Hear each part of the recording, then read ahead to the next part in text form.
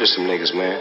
Too many holes on our team, man. I'ma say it and I mean it. Motherfuckers missing fucking threes in the end of the fucking game. Sorry, motherfucker. Fuck! Fuck my Christmas up with this shit, nigga.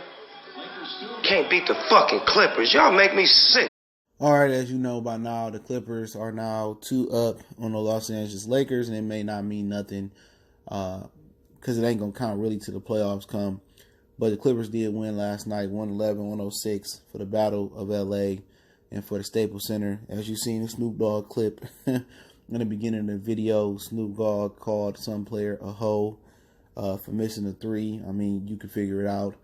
And said we need to trade some people, and very, very emotional for Christmas game. But you got to remember this, man. Some of these old school traditional NBA fans, they believe that the Clippers and the Knicks should always take precedent over the Lakers and the Knicks should always take precedent over teams like the Clippers and the Brooklyn Nets. But time changed.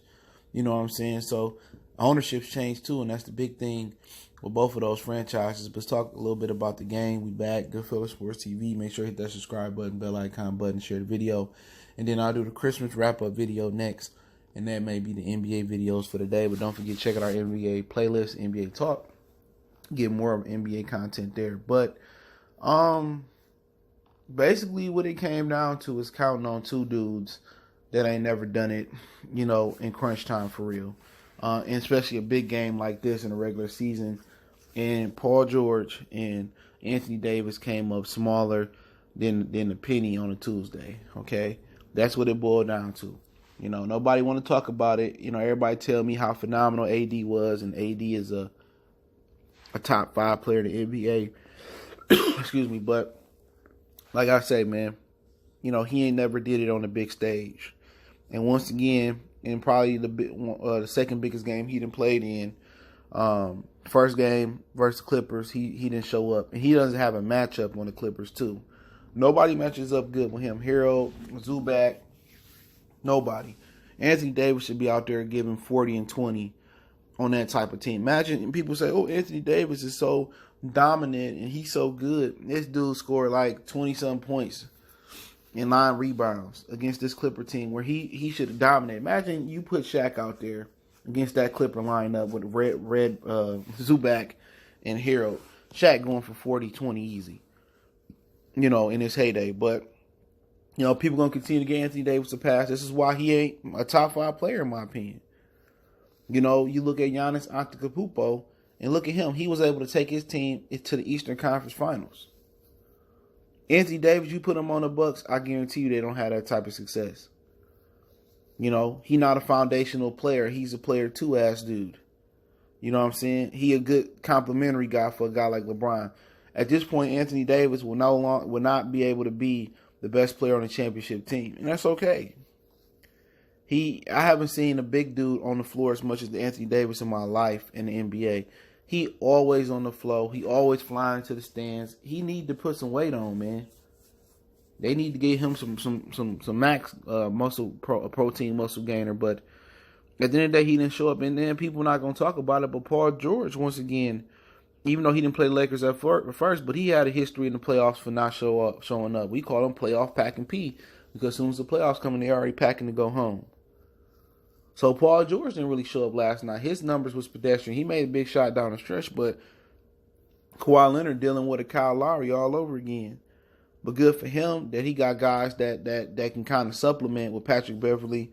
He always showing up in big games, and he locking down on defense. Lewis Williams, he do what need to be done. But, Paul George got that mental block too. I think it's worse than Anthony Davis because he's been a part of some really good teams, and he still got that mental block. He still can't get over the hump. When a big game come, he's still freezing up. See, Paul George will win you all the easy regular season games and look like an MVP. But when the playoffs come, Kawhi Leonard going to have to do what he did for Kyle Lowry last year. And he got to give him some courage. And I like playoff Pike and P, Paul George, but he ain't that good. But the major thing that happened yesterday, before I get to that, basically the game was the Lakers bench came out firing Kyle Kuzma. Shout out to Flint. Kyle Kuzma, he came out firing and really provided the Lakers a boost, an advantage that they wasn't supposed to have coming into this game, is that's with the bench. LeBron didn't play well, but LeBron got all the help he needed. AD, he did some things in the first half. Kyle Kuzma gave him a big lift. Dwight gave him a big lift. JaVale McGee did some things defensively and gave him a big gift. And they was making it hard for Paul George and Kawhi Leonard and Lewis Williams to get to the bucket. And they pretty much contained Lou Williams yesterday. And they was sitting pretty after the first half. You know what I'm saying? Getting to the third quarter, they were sitting pretty again. They pretty much got the lead, but in the fourth quarter, they crumbled. Anthony Davis, nowhere to be found. LeBron James, he half-assing out there with his injury. And these dudes, missing shots, And, you turn on the TV and you got Damon Jones blaming the coach for LeBron getting stripped by Patrick Beverley, saying they should have called the timeout. You got them blaming, KCP for taking the three, saying he should have gave it to Kyle Kuzma. You know what I'm saying? At the end of the day, it's coaching. You figure LeBron gonna make the right play, and he got stripped. It's the game. You got a 6'1" guy on this 170, 180-pound guy, and 168, 250, 240. I like that matchup. All day and twice on Christmas, and Patrick Beverley made a great play. But one thing that can be established that LeBron fans don't want to let go, and at some point Kobe fans had to let go when he got older and got injury, that he no longer the king of the league. The king of LA is Kawhi Leonard. And if Kawhi Leonard played a full season, Kawhi Leonard would easily be the MVP of the league. But he ain't interested in being the MVP. He interested in racking up championships. But Kawhi Leonard is the king of LA. He the best player in the league when he plays. And it's okay, at some point you got to pass the torch. Okay, ain't nobody staying on top for 20 years. You know what I'm saying? That's the best. Look at Tom Brady. It's some slippage there this year. Nobody staying on top forever, man. It's okay, LeBron fans. It's okay, Snoop. It's okay. Y'all mad. Y'all gonna get mad because Kawhi didn't come to LA, to the Lakers. He went to the Clippers, and right now he establishing himself. And if you notice, a ton of LeBroniacs or LeBron tards, and I love LeBron and man off the court. Don't get me twisted, but this is just basketball. I didn't like Jordan either. But what y'all got to realize is that it's Kawhi town now. Kawhi is the dominant variable in LA. Kawhi early was guarding LeBron. Ain't no coincidence he had a bad start. Kawhi Leonard is just in his prime. He younger. Game smooth. Worked on his handles in the summer.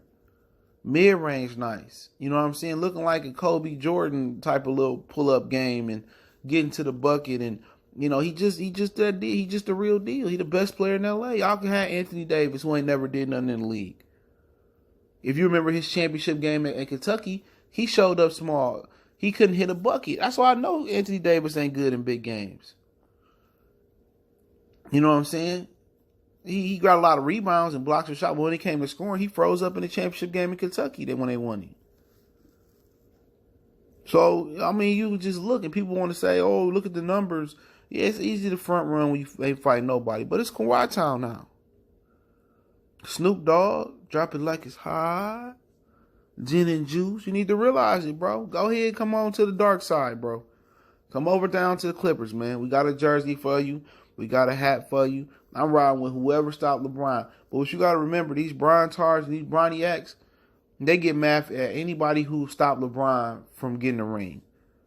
When he was in Miami, they were so happy he was ganging up on the league. He disbanded the Celtics, and him and Wade joined forces. When KD went to the Warriors, they knew what time it was, and they seen that's how Miami supposed to look. They started hating on Kevin Durant. Now they about to start hating on Kawhi Leonard because he denied LeBron a win. But LeBron can never be Jordan. Jordan stopped Barkley, Payton, Terry Porter, Clyde Drexler, Shaq and Penny. He stopped everybody from getting the ring. Wasn't nobody getting the ring on Mike Watch. Malone, Stockton, the Knicks, the Heat.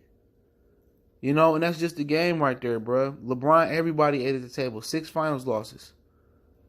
And that's y'all GOAT, man. But hey, shout out to the Clippers for handling business. Hopefully, when it's time to really handle business in the playoffs, they handle it the right way and send LeBron into the abyss. But don't forget, we on Facebook, Instagram, Twitter. Reach out to the email if you got business, question, inquiry, response, your video requests. All my links in the description. Social media. Want to make a donation, link description. Best way to donate, share the video. Hit the subscribe button, bell icon button. We gone.